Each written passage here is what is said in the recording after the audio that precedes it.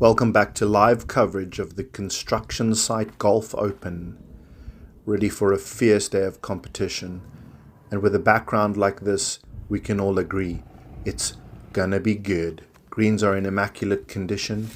Ground staff have been preparing the hole all day. And he has absolutely nutted that straight over the hole, out of bounds. Time for another. Don't worry about that. It's a practice. Doesn't count. There it is. Even worse than the first. Gotta play it as it lies.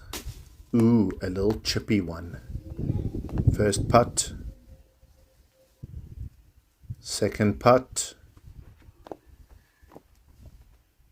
Third putt. And he is pumped.